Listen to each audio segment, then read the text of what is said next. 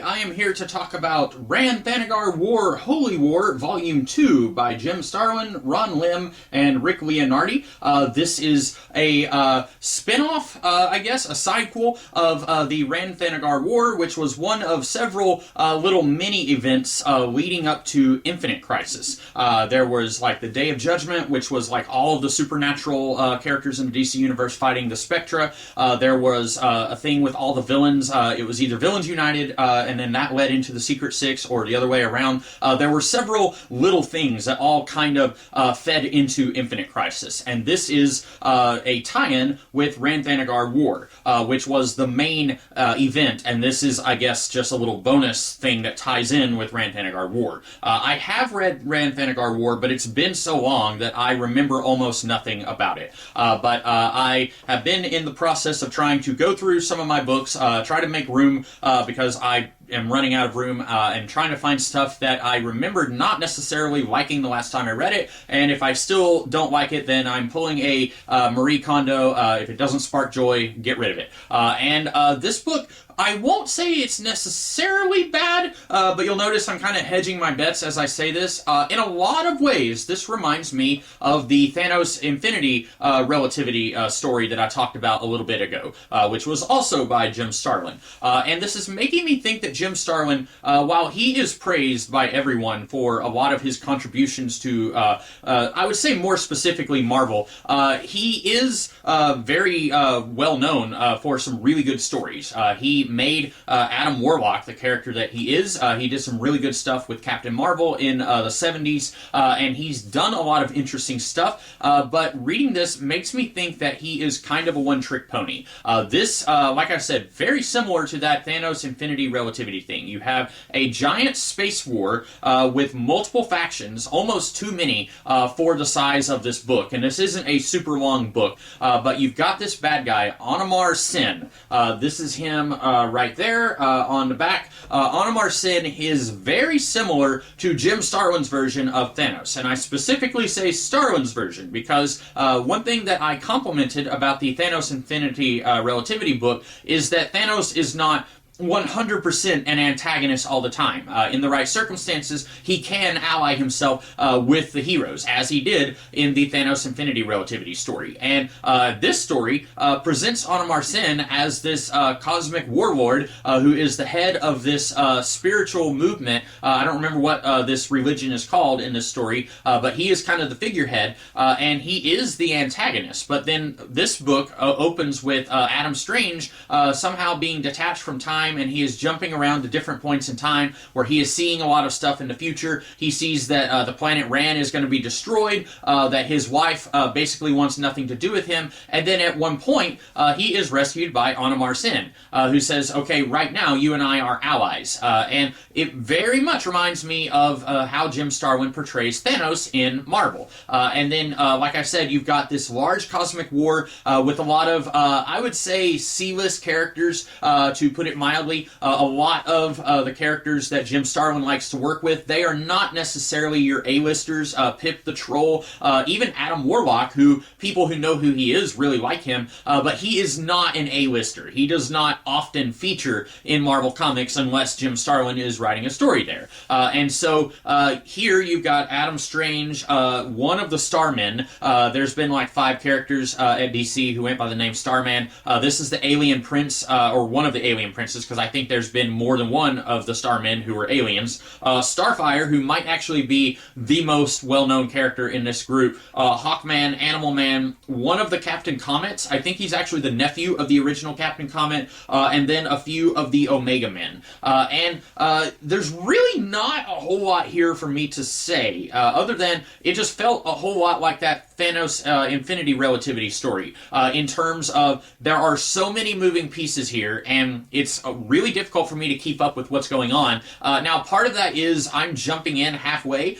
There is a Volume 1 to this that I have not read. I don't know why I bought Volume 2 without having Volume 1. I guess I thought I would enjoy this, or maybe someday I would find Volume 1, but just jumping into this right now, it opens, like I said, with that issue of Adam Strange jumping around through time, and I think think that would have been interesting if I was keeping up with Adam Strange following this story. And I like Adam Strange. I have a couple of Adam Strange books. One of them is from the 90s, and it picks up on something that happened in Alan Moore's Swamp Thing run. And the other one is from the 2000s. I can't remember if it came out before or after this book, but a lot of these ideas, if I was really entrenched in all of this cosmic stuff at DC following and during Infinite Crisis, I probably would be really interested in seeing how some of these plot points that Starlin is mapping out, how they would play out.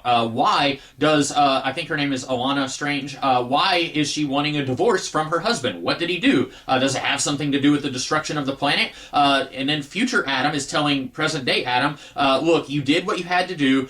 You made a difficult choice. It was the best thing you could do. I want to know about all of that. I'm very interested in all of that. Unfortunately, I have no idea where to go from this. I still have the main Rann Thanagar War book, and I guess I can read that, but that's probably concurrent with this, so I highly doubt that it has very much in the way of answers for all these questions that are set up here. And then after that, we just get a whole lot of stuff happening. You've got Adam's father-in-law is now a religious zealot, but not for the religion that Onamar Sin is heading up.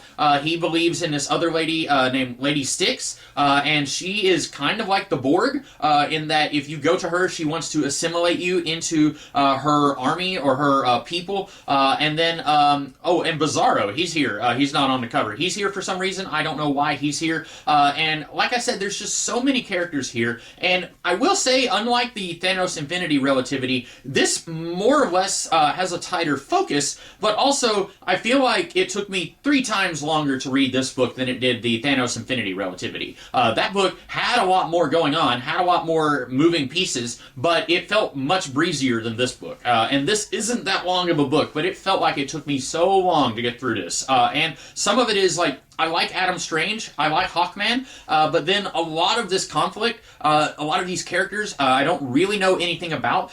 This book wants me to think that Onamar Sin is a very complex character, based on that opening issue that's jumping around to different points in time, but through most of this, he's just, bwahaha, I'm evil. I don't really care about him that much. At one point, he looks like he does at the back of this book, and then later, he gets an upgrade where he's struck by lightning, and then he's reincarnated, and I still don't care about him. He's still just, bwahaha, I'm evil. You've got Lady Styx. We don't really know a lot about her. There's this other guy working with Onamar Sin. We know even less about him. I don't really know much about this conflict other than it's bad guys and they're trying to conquer planets. There's not much going on here. I like some of these characters. I just wish that the story was more interesting and that I felt more engaged. And then by the end, there's kind of a victory, but it also is seeming like it's setting up, well, maybe there's going to be other encounters with Onamar Sin later on.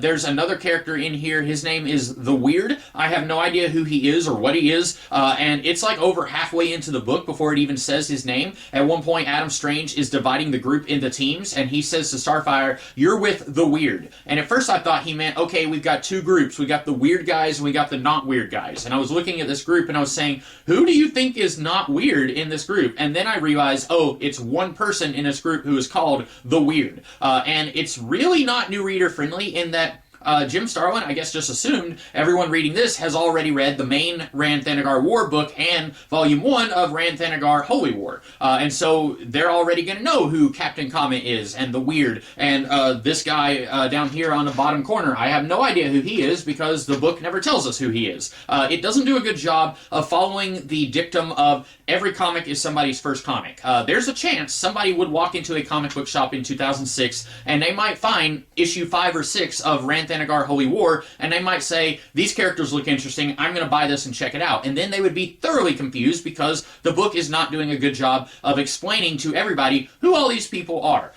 There is one point in this book, this doesn't have anything to do with that, this is kind of a new thought, but Onamar Sin goes on like a 7 or 8 page monologue about the origins of the universe and his presence in the universe and his part that he plays, and I was so bored. I mean, it goes back to the the beginnings of time, and it's showing these cave people on another planet, and Onamar Sin was somehow there. And at one point, he's talking about how he is present in multiple realities, and it's showing Ultraman from the Crime Syndicate, and it's showing the Red Sun Superman. I just skipped through that whole thing. Once I saw that Onamar Sin was monologuing, and I didn't care about what he was monologuing about, it didn't have anything to do with this present conflict, I just started turning pages, and I was surprised how many pages I had to turn before I finally got back to Adam Strange and his crew trying to stop all these armies from doing bad things. I'm going to come back to what I said earlier. Even though I feel like this has fewer moving pieces, it mostly just focuses on Adam Strange. He is primarily the main character of this book. You have a few other characters who are here and have a little bit to do, but mainly this is an Adam Strange story, so it has less that you have to keep up with than the Thanos Infinity Relativity, but I liked that book more than I liked this one, and I put that book aside to trade it in for store credit. So I don't think that I can recommend the Rann Thanagar Holy War Volume 2, unfortunately. I wanted to like it. I like Hawkman. I like Adam Strange. I like a lot of the Adam Strange stuff that I've read. This one just was not doing it for me. So that is all I have to say about this book. Hope you guys like this one, and I will be back in the future to talk about something else. In the meantime, have a great rest of your day. Catch you later.